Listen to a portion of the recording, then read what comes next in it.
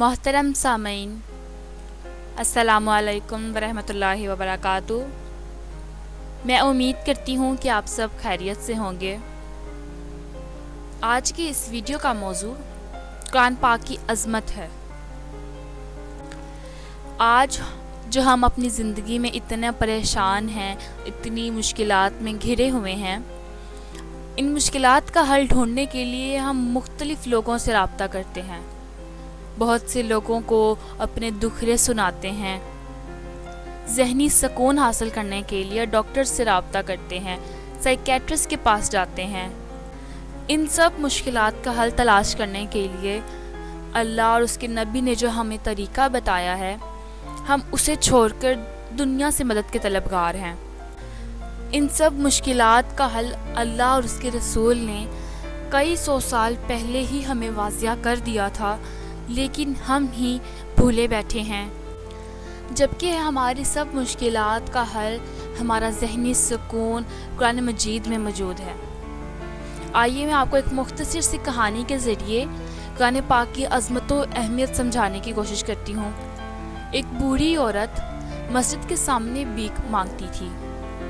एक शख्स ने उससे पूछा कि क्या आपका कोई बेटा कमाने के काबिल नहीं है? तो उस बूढ़ी औरत ने कहा कि है।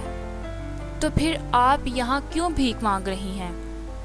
बूढ़ी औरत ने कहा कि मेरे शौहर का इंतकाल हो गया है, मेरा बेटा नौकरी के लिए बैरून मुल्क गया है, जाते हुए अखराजात के लिए मुझे कुछ रकम देकर गया था, वो खर्च हो गई है, बस इसी वजह से मैं भीख मांग रही हूँ। तो उस शख्स ने पूछा, क्या आपका बेटा आपको कुछ नहीं भेजता है?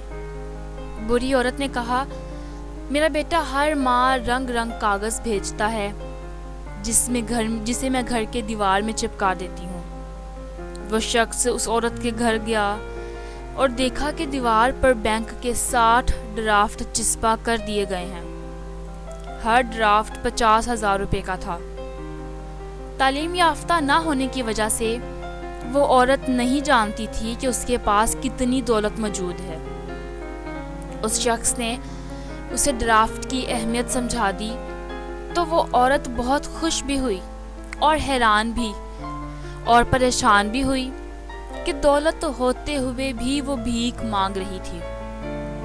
हमारी हालत भी इसी बुरी औरत की तरह है।